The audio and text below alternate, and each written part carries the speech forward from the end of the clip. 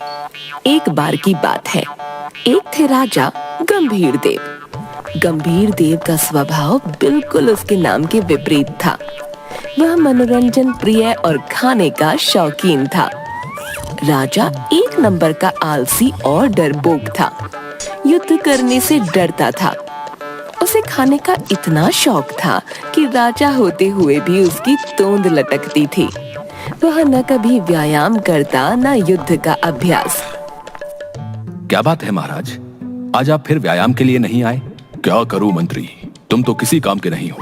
सारे राज्य का कार्य मुझे संभालना पड़ता है। कल रात देर तक सोचता रहा कि राज्य का विकास कैसे किया जाए, इसलिए सुबह आंख नहीं खुली। मंत्री मुंह बनाकर रह जाता है। वह जानता है कि राजा व्यायाम ना करने के लिए कोई न कोई बहाना बनाता रहता है। ठीक है महाराज, चलिए युद्ध का अभ्यास कर लीजिए। युद्ध का अभ्यास? नहीं, बिल्कुल नहीं।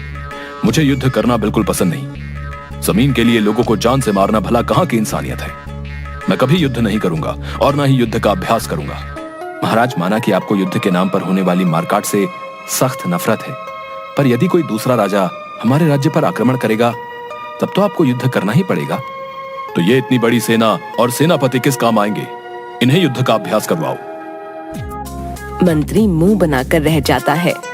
ये राजा बहुत डरपोक है। युद्ध करना तो दूर, एक चींटी भी नहीं मार सकता। केवल खा खा कर मोटा होता जा रहा है और बड़ी बड़ी बातें करता है।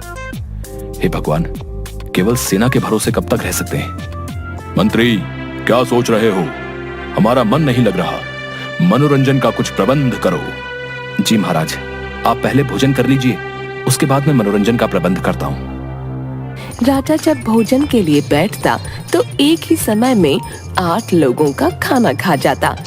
सेवक बेचारे उसका पेट भरने तक एक के बाद एक कभी सब्जियां, पूरियां, रोटी, चावल, दालें, मिष्ठान आदि लाते रहते और राजा बड़े मजे से खाने का आनंद लेता रहता। भोजन करने के बाद राजा अपनी रानी और कुछ अन्य मंत्रियों के साथ सिंहासन पर मनोरंजन के लिए बैठता। जोकर के वेश में एक आदमी आता है। वह जीभ बाहर निकालकर टोपी उतारकर उछल उछल कर नृत्य करता है। राजा उसे देखकर बहुत हंसता है। हंस हंस कर लोटपोट हो जाता है। तभी द्वारपाल आता है। महाराज की जय हो, महाराज की जय हो, महाराज की जय हो। तुम्हें दिखाई नहीं देता? ये हमारे मनोरंजन का समय है। महाराज, द्वार पर एक दूत आपके लिए कोई संदेश लेकर आया है। मंत्री, तुम संदेश सुन लो और जब तक ये नृत्य समाप्त नहीं होता कोई विघ्न मत डालना। वह अपने आनंद में मग्न हो जाता है और द्वारपाल मंत्री के कान में कुछ कहता है। मंत्री उसे हाथ से इशारा करता है और नृत्य समाप्त होने की प्रतीक्षा करता है। नृत्य समाप्त हो जाता है, जोकर चला जाता है और राजा खूब हंसता है। महाराज, क्या अब हम दूत को बुला लें?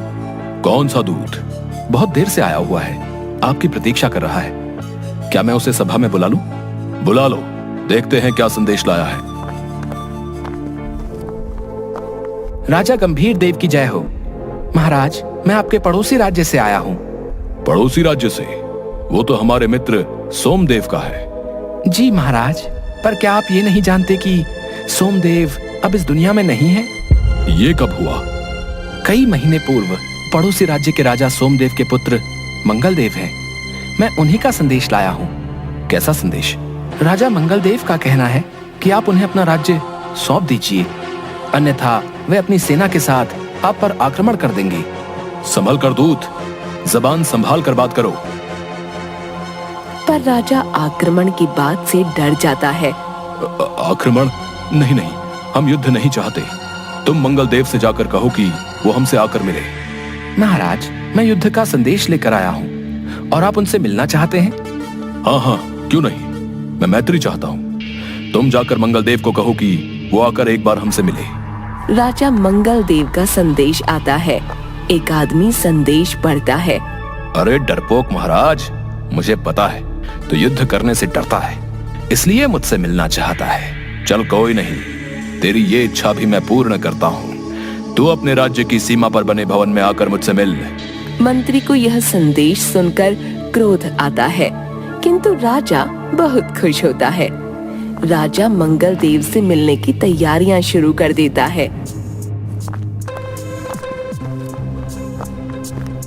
मंगल देव उस भवन में राजा से मिलने आता है। उसे देखकर आओ आओ मित्र, आओ।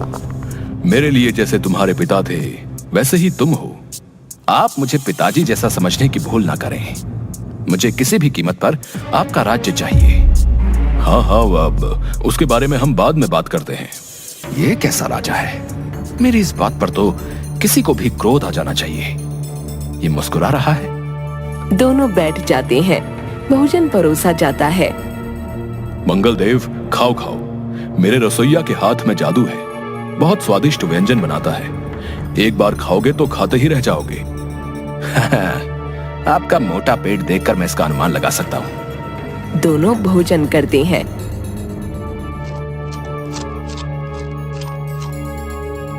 वाह, क्या बात है। भोजन तो वाकई बहुत स्वादिष्ट है। मैं न कहता था मेरे रसोइया के हाथ में जादू है। महाराज, युद्ध तो जरूर होगा, पर इस बार जमीन के लिए नहीं, आपके रसोइये के लिए। आप चुपचाप ये रसोइया मुझे दे दो, अन्यथा युद्ध के लिए तैयार रहिए। आप जानते नहीं क्या कि अभी तक मैं एक भी युद्ध में पराजित नहीं हुआ। मेरी सेना जैसी सेना आसपास के कई राज्यों में नहीं है। सुनकर गंभीर देव डर जाता है। युद्ध? नहीं नहीं, मैं युद्ध नहीं चाहता। युद्ध करना नहीं चाहते हो या युद्ध कर नहीं सकते? वैसे भी आप इतने मोटे हैं, युद्ध क्या करोगे? ऐसा करो, अपना ये रसोइया मुझे दे दो और मैं आप पर आक्रमण करने का विचार त्याग दूंगा। नहीं नहीं, मैं ये रसोइया तुम्हें किसी भी कीमत पर नहीं दूंगा। तुम्हें राज्य चाहिए ले लो, पर रसोइया नहीं दूंगा। महाराज, ये क्या कह रहे हैं? आप एक रसोइये के लिए मातृभूमि को कुर्बान करने की बात कर रहे हैं। प्रजा क्या सोचेगी? महाराज, इस समय आप अपने कर्तव्य का पालन कीजिए। स्वादिष्ट व्यंजन का लालच छोड़ दीजिए। मैं आपको इससे भी अच्छा रसोइया लाकर दूंगा। मंत्री, तुम सच कह रहे हो? आप मुझ पर विश्वास कीजिए। ठीक है राजा मंगल देव, तुम मेरा रसोइया ले जाओ, परंतु यहाँ आक्रमण करने की सोचना भी नहीं। देखा, जीत तो मेरी ही हुई। अच्छा हुआ जो बला टली। मंगल देव अपने महल में आकर बहुत हंसता है। वो मूर्ख राजा क्या समझता है, मैं उसे छोड़ दूंगा? मैंने उसका ये रसोइया भी ले लिया, अब उसका राज्य भी लूंगा। कुछ दिनों बाद मैं बिना सूचना के आक्रमण करूंगा। आक्रमण की तैयारी करो, अब हम बिना बताए आक्रमण करेंगे। वहीं दूसरी ओर गंभीर देव अपने ऐश्वर्य और आराम के जीवन में मस्त था। मंत्री दूसरा रसोइया ले आता है। राजा जब खाना खाने बैठता है,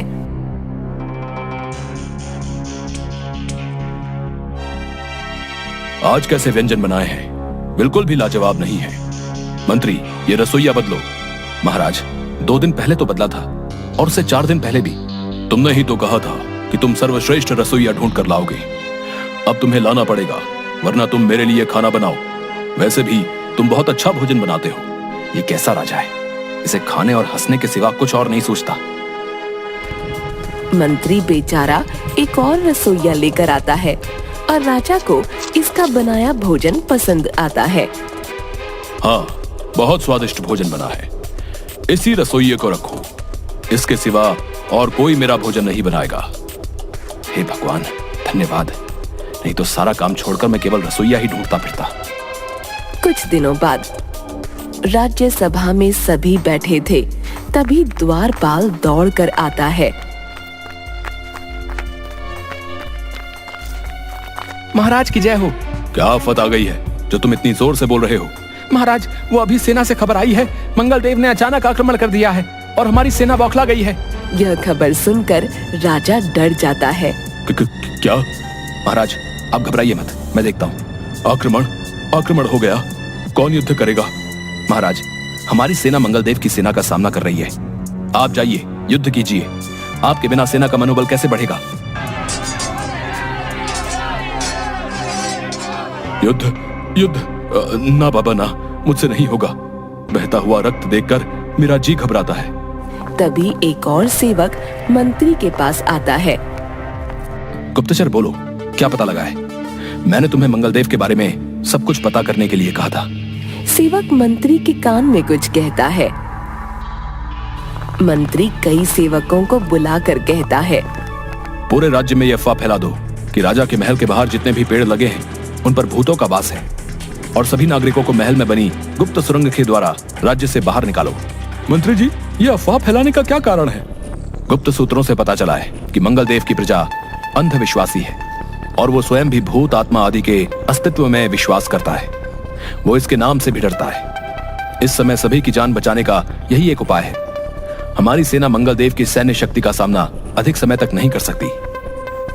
सभी सेवक बाहर जाकर तेजी से यह अफवाह फैला देते हैं और थोड़ी ही देर में महाराज, सुनने में आया है कि गंभीर देव के महल के बाहर लगे सभी पेड़ों पर भूतों का वास है। क्या वहां तक जाना उचित है? क्या भूत? पहले तो नहीं सुना था। महाराज, अभी तक तो ये सुनने में आया है कि हमारे कुछ सैनिक जो वहां गए थे वे वापस नहीं लौटे, गायब हो गए हैं। क्या? जी महाराज। तो ऐसा करो, युद्ध और सेना दोनों को यहीं तक सीमित रखो। गंभीर देव अपने महल से जरूर बाहर आएगा।